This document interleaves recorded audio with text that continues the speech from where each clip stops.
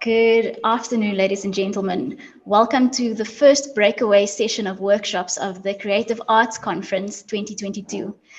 Everything has been so wonderful so far, and I'm so excited to share these next set of workshops with you. My name is Odile Burden, and I am the head of strings for the music department at Rustenburg Girls Junior. We are extremely privileged today to be hosting Thembile Tshuma for this workshop called The Teacher as Artist. Thembile is the Gauteng Theatre for Youth Provincial Coordinator. He's a percussionist, TV and stage actor, writer, puppeteer, dancer, choreographer, musician, theatre director, cultural leadership mentor, and arts administrator. And with that, I'm going to hand over to Thembile. Thank you so much, Odile. I'm alive, alert, awake, enthusiastic. I'm alive, alert, awake, enthusiastic. I'm alive, alert, awake. I'm awake, alert, alive. I'm alive, alert, awake, enthusiastic. Yeah, welcome. My name is Thembile, and like Odile says, I'm the Theatre for Youth Coordinator at ACTH South Africa here in and ACTH is just a networking organization for artists, educators, organizations, and institutions from around the country. And what we do is we really try by all means to do professional theater for young audiences, where we take theater companies to schools, and schools also get to watch professional theater works. So today I'm going to be presenting a teacher as artist. And I have questions that I really want to probe for today. Is the first one is, why do many of our teachers fear or dislike the arts? Is it because they don't have the knowledge of how to teach it, or they have not had a high quality arts experience and motivation? So that's one of the questions that really I would want to explore. And the second one is, how do we expose our teachers to arts practices which are not intimidating and enjoyable? So this is exactly what I'm going to be really exploring. And because most of the times I've been having questions about how do we make creative arts more fun, more enjoyable? And with the work that I do for one of ACTH's project called Kickstarter, where we engage with artists and teachers who work together and in a classroom setup, and be able to support each other in teaching the creative arts. So they asked me, how then do we make it more fun? How, when the artists go out from the classroom and the teacher is left there? So most of our teachers don't have the experience, but it's all about how then do we cultivate that. So today I am just going to do one of the most engaging lessons. It's a musical lesson that we deal with in terms of how to introduce, in a fun way, to introduce, rhythm notation. And most teachers are like, we are afraid of music. Music is nice, and we always listen to music. Okay? So this is just a fun way of introducing music, especially to the intermediate phase, grade 4s, 5 and 6s, with the basics of rhythm notation. So what we do is, we first of all ask them, the first step is to ask them, different syllables. So we say, what is animals that that start with, that has got one syllable? So they will tell you cat, dog, rat, So in our processes, I present an animal which has got one syllable, which is my dog, right? So a dog has one syllable, and that one syllable, how then do you engage with it? One syllable, one beat. So one animal, the dog, is equivalent to one full beat. So when now they are clapping that full beat, they need to also say the animal name. For example, if I say, can you clap for dogs? So they'll go dog, dog, dog, dog. It means it has got one full beat, right? Then the next step is you make them clap as many dogs as you want. Then the next animal that we introduce has got 2 syllables.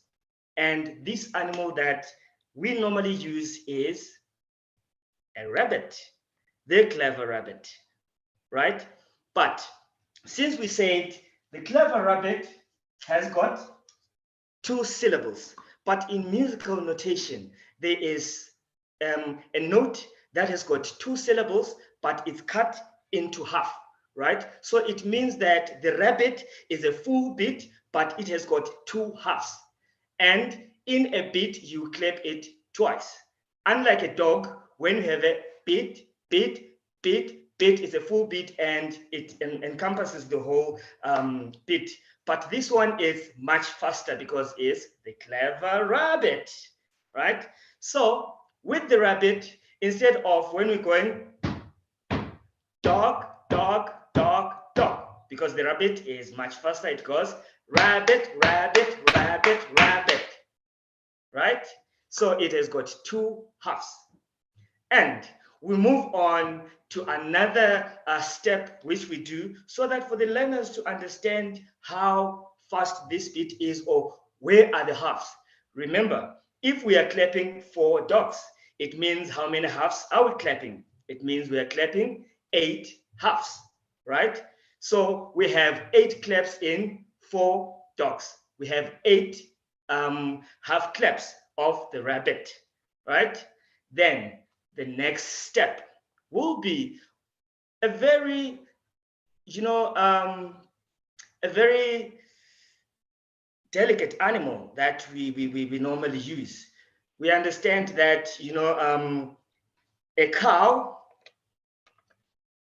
cow has got 1 syllable, but for the use of this exercise, we say because the cow has got a huge body, and this cow's tummy can fit 2 dogs. So if you have a dog and another dog, it means this cow is equivalent to 2 full beats, right? So when we are clapping, first, if we say 4 dogs, we'll have 4 full beats, 4 full claps. If we're having 4 rabbits, we have 8 half beats, right? Then if we're having a cow, it means for every 2 dogs, you clap once on the beat, which is a cow. And because it has got a huge tummy, right? So it then comes to 2 beats, right? So when the kids have finally, learned all these claps, because this cow has got, normally we have a drum that we use to give ourselves beat, right? So when someone says, can I have 4 dogs? So on the beat, that's where the dog is. Dog, dog, dog, dog, right? Then if you are clapping the rabbits, the beat is still there, but remember, you're having 2 halves. Rabbit, rabbit, rabbit, rabbit, right? And when we have the cow on the 4 beats, it will go like cow, cow, right? Sweet. So that's how interesting the kids will be engaging with that, and make it as fun as possible, make them understand what is really going on, and make them really have fun with these animals because they love these animals, and they then move on to create their own animal notation. So I have created my own animal notation. I hope you can see it, right? So this animal notation, you will give them so that they can be able to read the animals and also clap to the animals. Like you saw, if you can look at the first line, We have a rabbit, we have a dog, but we only have one cow, which means the cow has taken 2 bits. So we already have 1, 2, 3, 4 bits, right? The second one as well. As you can see, we have 4 animals because they have 1 full bit each. But apart from the rabbit which has 2 half bits, right? So I am not sure if you will be able to see, but I am going to clap with you this animal notes, right? So it will go rabbit, dog, cow, dog, dog, rabbit, dog. You get that? So that's how you will make the kids get to understand all these animal notations and be able to clap, right? Yes. So moving on, if they are able to clap all these animals, you then move on to give them the real note of these animals. So most teachers are afraid of such notes because they don't understand what these notes means, right? So if you start with the animal notation, which you have already said, it has got 1 full beat, right? And this is the real note value. This represents 1 full beat, and this is called a crochet. Then we have the rabbit. Like I said, the rabbit has got 2 halves. So only the ra and the bit, right? With these 2 halves, we have 1, the ra and the bit, right? So this is how then you would have been clapping these 2 notes. So it's the ra bit. And most people then they say they normally meet up with this last one, right? It is because these 2 have been put together, right? And we come to the last one, which is the cow.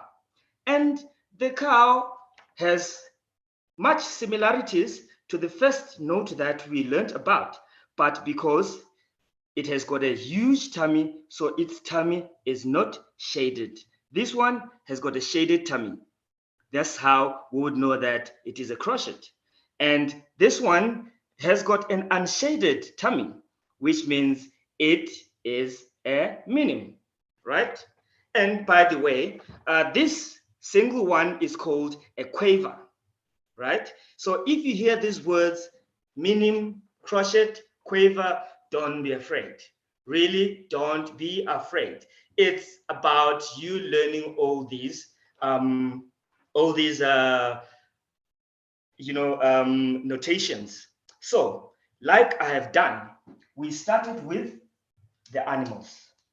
When these animals get friendly, and when we have now learned all these animals, and now taking these animals, putting them to the real note values.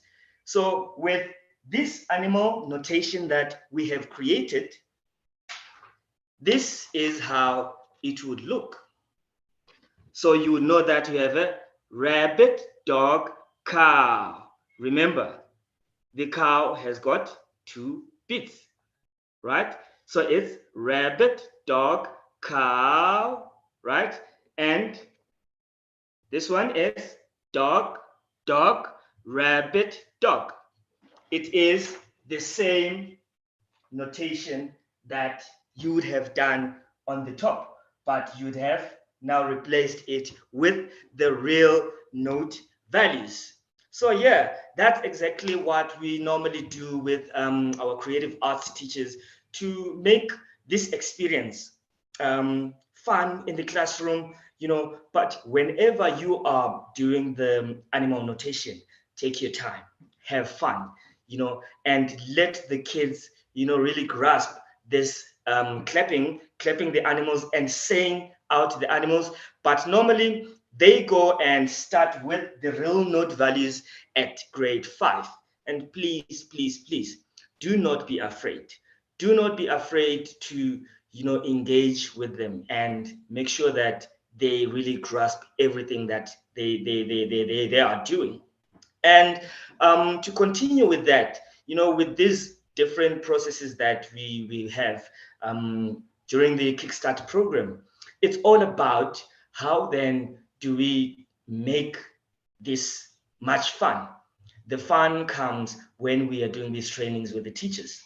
The teachers come and have a long training, and we make them experience. We make them do this. We make them clap the animal notations. We make them, engage with all the processes that we have so that they can be able to see and understand. When we are doing dance, we know that they will tell you, I can't move. Kids dance better than myself, and we have the funny thing is when teachers come for training, they have sit back and just don't engage because they think that it's about them, it's about them giving information to learners. Hence the question, teacher as an artist, what does that mean? It then means that if you are a teacher, don't be afraid to break boundaries, because if you sit back and relax, it means your kids also will sit back and relax. That's why most of the times they think that creative arts is a period where kids just go and jump. I heard one person at, hey, yani creative arts meaning just go to the creative arts class and just go and jump around. But like our keynote speakers were saying, creative arts is it's something that we encompass everything. We encompass all the senses that we have as human beings. And when these teachers are engaged in these processes that we have with them, in the first few days they're like, we can't do this, but to be honest, they enjoy it as days go by and have fun and embody everything. You see teachers rolling on the floor, and being so playful. And at the end of the whole program, they will come to us and say, we thought that, creative arts was a hard thing, but we thought we would really want to focus on things, but in these processes, we we simply let them be, let them play, let them be kids again, so that when they go back into the classrooms, it's not about can you do a spansula dance and know everything, but how then do you go back to the basics and learning the dance techniques, the units of actions, the day-to-day movements, rather than going straight to Ispansula. We say, what do we have in our day-to-day lives? We bend, we jump, we stretch, we twist, we roll, So it's basically those initial steps. And do not be afraid. Do not be afraid to actually jump into all these classroom activities, and say, kids can draw better than me. It's not about that. It's about how do you do it. The most important thing that we do is we do it step by step. Like I've just done, this is a lesson that can be done in about 2 to 3 terms. And I just broken it down to you in about 10 minutes, right? But to be honest, the step-by-step process is the most important one, because when you know that you're starting with the dogs and they can be able to actually clap the dogs and understand the concept of one full beat. What is a full beat?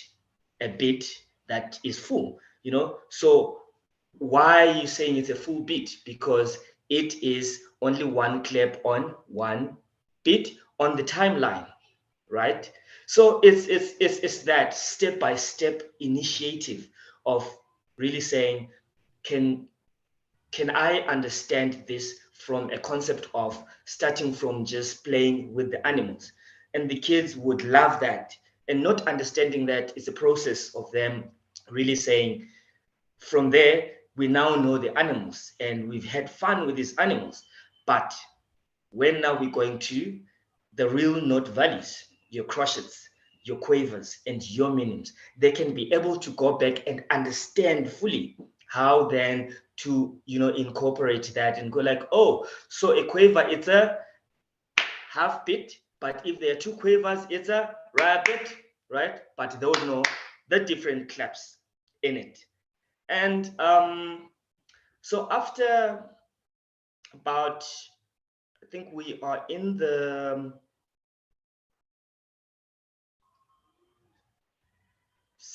sixth year, if I'm not mistaken, with the Kickstarter program. We've had so many teachers coming. We've trained so many teachers, and this year we are in 4 provinces, which is KZN, Free State, Gauteng, and Northern Cape.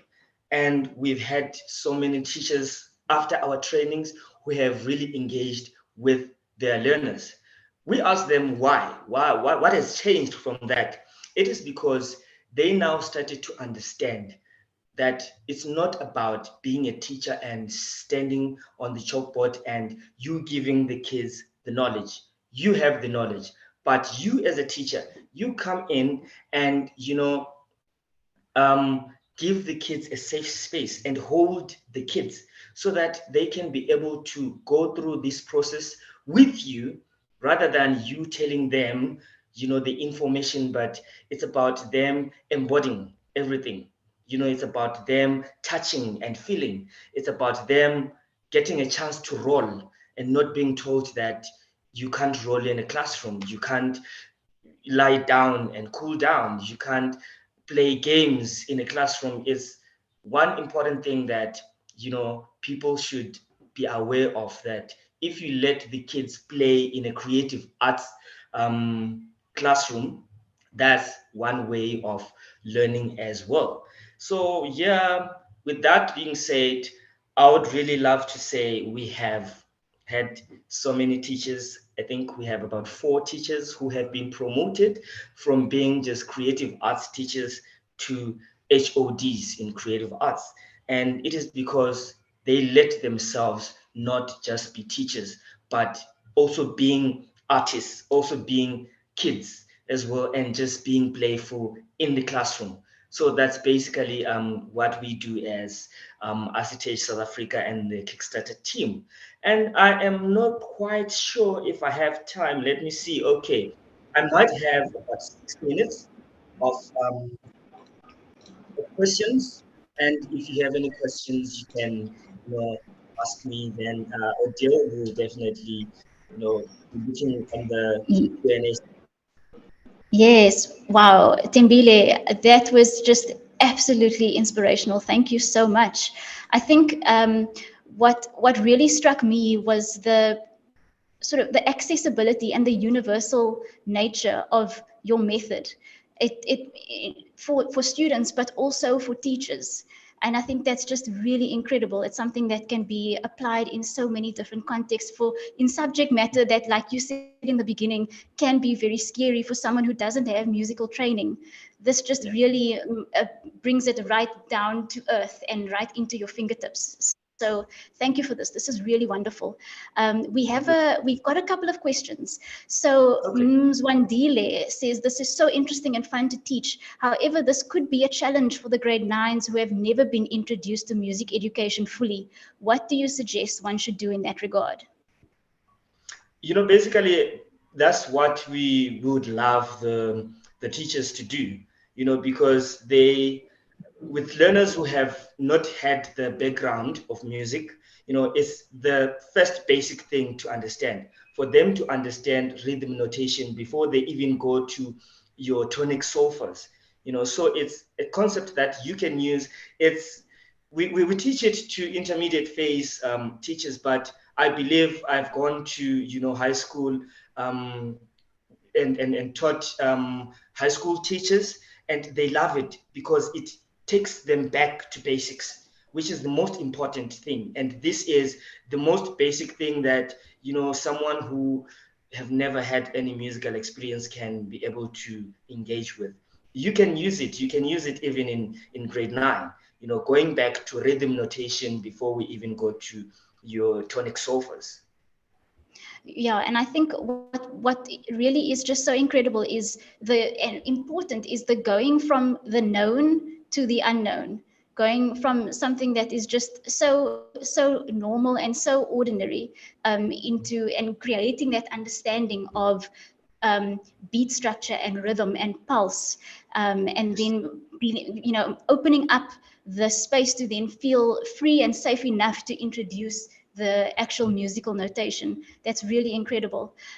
We've also had quite a few comments about the fact that this is really just bringing everything back down to the basics of play and how important play is. Can you maybe talk a Yes. little bit about that? Really, the importance of play is about, kids will always be kids, right? And we tend to have classrooms, when we're going to a math classroom and we think um, it's mathematics, we need to do numbers, but I can come with a rhythm game or rhythm, something that is so playful in talking about numbers, in talking about multiplications. So if classrooms were changed to be playful and for the kids to embody rather than to cram things, that are written by someone, but how do they transfer that into their own bodies and into their own understandings? And because we have learners who with different learning abilities, right? Some learn through touching, some learn through, you know, um, seeing, some learn through the physical body. How can we make our classrooms and change them into places that's safe, playful, but playful learning, right? And enjoyable learning. It's not about just, play, but how do you channel the playing to be something that's so educational for the kids to have fun with, but as well understand. Absolutely, Thembile. And someone else commented here also is that the integration of the maths and the language component into the teaching of musical concepts is just so cleverly done here. So I applaud you. Yeah, so thank you so much. And at Acetage, we're also trying to create what we call arts as method. Where we actually teach different subjects using arts methodologies. For instance, using dance to teach physics and chemistry.